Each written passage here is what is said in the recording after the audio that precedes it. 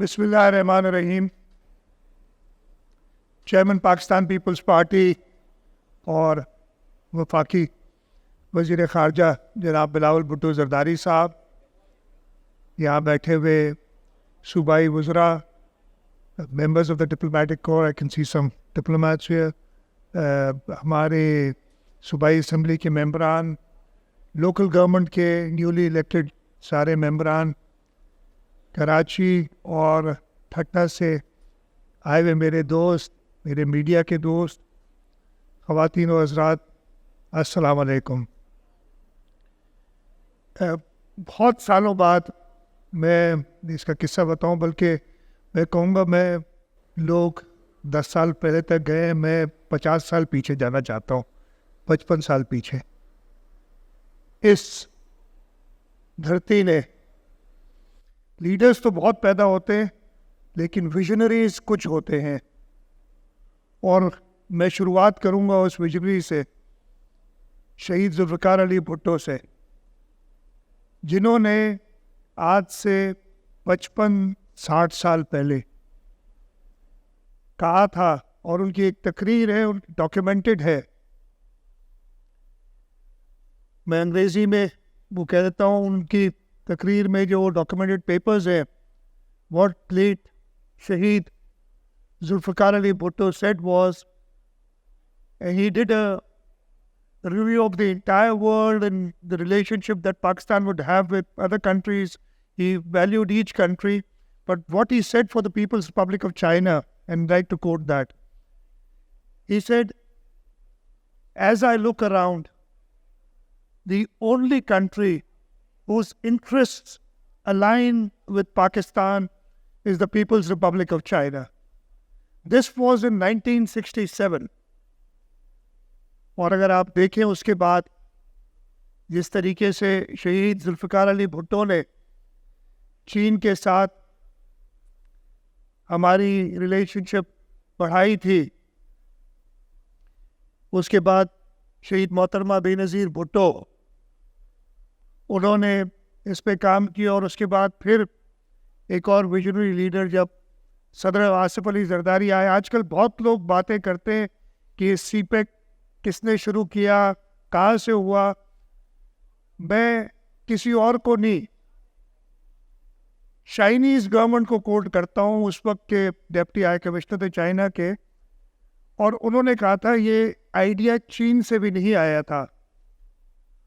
انہوں نے کہا تھا کہ سی پیک کا آئیڈیا پریزیڈنٹ آصف علی زرداری نے، اس وقت پریمیئر لی پرائم منسٹر نہیں بنے تھے، the prime minister in waiting premier Li کو سی پیک کا آئیڈیا دیا تھا، اور اس کو چائنا نے اٹھایا.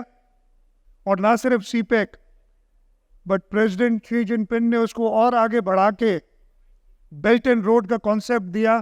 اور وہ ویژنری آئیڈیا جو صدر آصف علی زرداری کا تھا، اس کو چائنا نے اپنے سارے آس پاس ایون یورپ تک لے گئے اور اس کو بڑھایا ہے.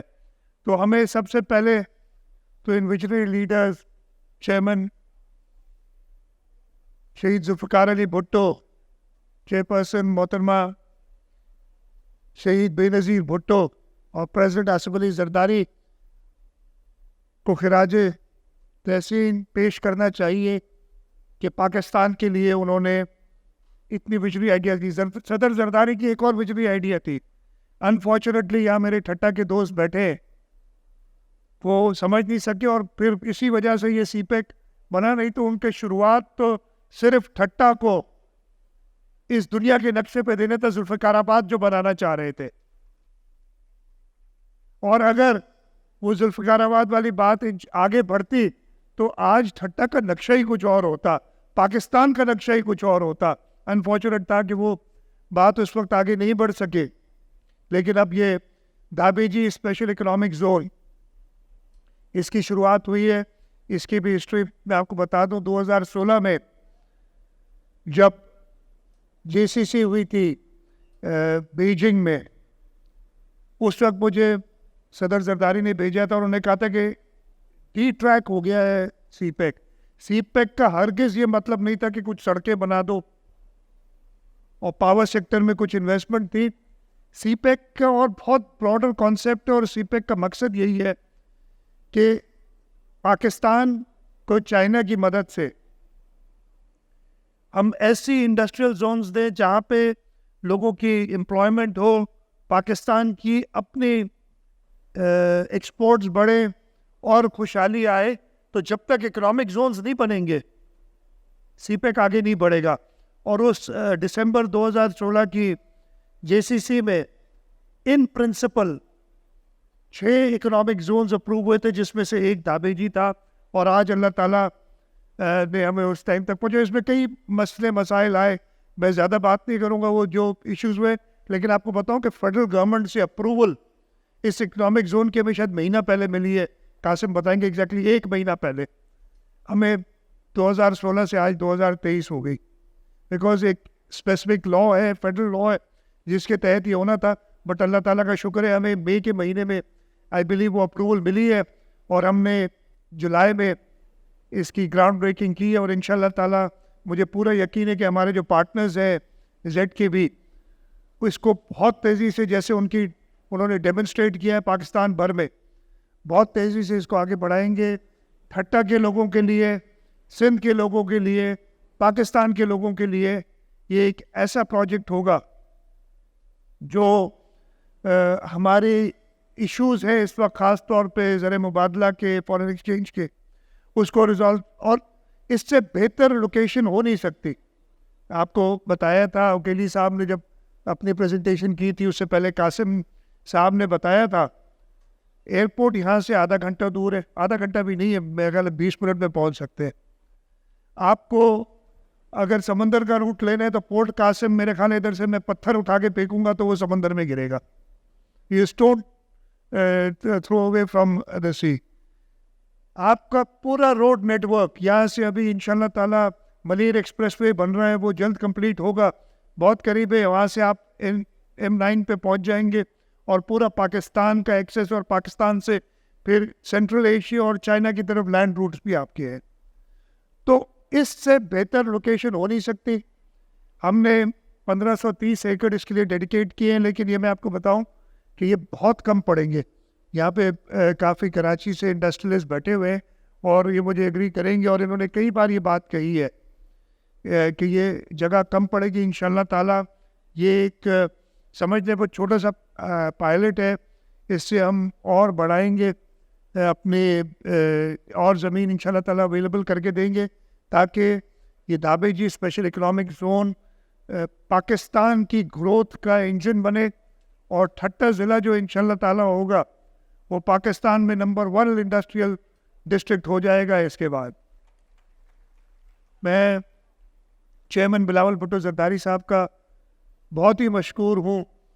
انہوں نے اپنے قیمتی وقت سے، کل وہ واپس پہنچے ہیں اپنے ٹور سے، اور آج وہ ادھر آئے، اور پھر انہیں مجھے پتہ ہے کہ ٹریول کرنا ہے، انہوں نے وقت نکالا اور ادھر آئے. چیئرمین صاحب آپ کے آنے کی وجہ سے ہمارے حوصلے اور بلند ہو گئے، اور انشاءاللہ تعالیٰ اس پروجیکٹ جس کی فاؤنڈیشن آپ لے رہے ہیں، ہم آپ کو انشاءاللہ تعالیٰ ایز پرائم منسٹر اس دھابے جی اسپیشل اکنامک زون کو انوگریٹ کرنے کے لیے بھی ہم آپ کو انوائٹ کریں گے.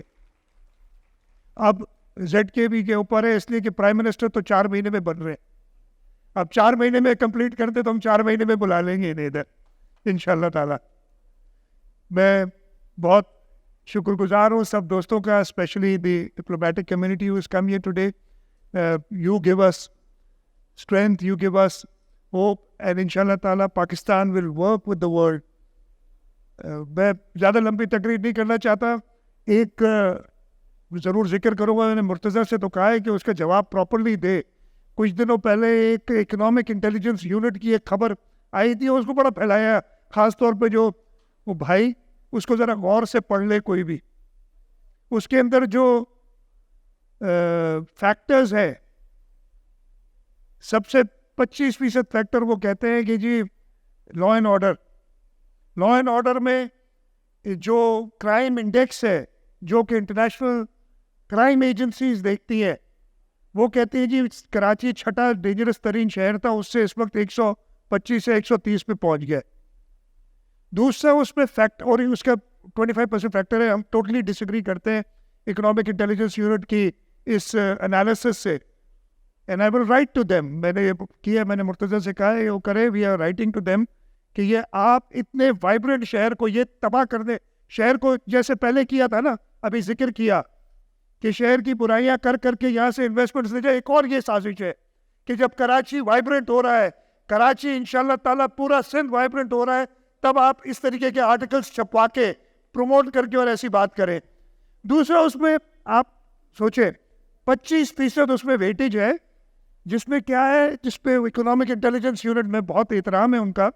انہوں نے ہمیں پی پی پی میں 6 بیسٹ یونٹ ان ایشیا بھی کہا تھا. ہمیں ساورنس کے ساتھ انہوں نے جو ہے رینک کیا تھا.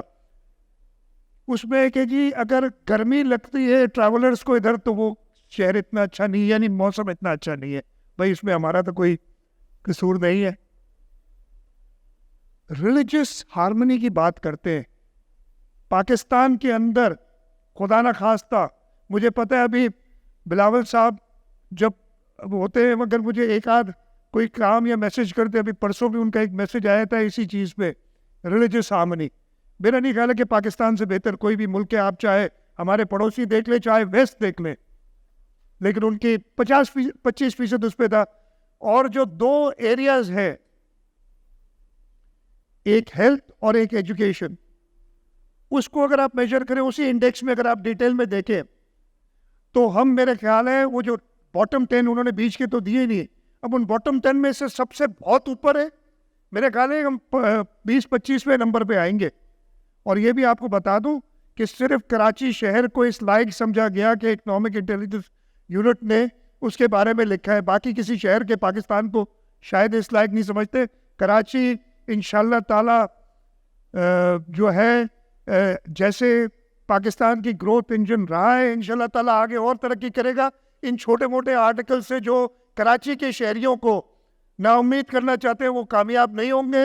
اس وقت بلاول بھٹو زرداری صاحب کا میئر کراچی میں آیا ہے, اور انشاءاللہ تعالیٰ یہ اکنامک انٹیلیجنس یونٹ خود ہی آپ کو لکھ کے بتائے گا کہ اس سے زیادہ وائبرنٹ انڈسٹری کے لیے, ٹورزم کے لیے, رہنے کے لیے اور کوئی شہر نہیں. اور یہ جلد ہو جائے گا جیسے ہی پرائم منسٹر بلاول بھٹو زرداری صاحب بنیں گے.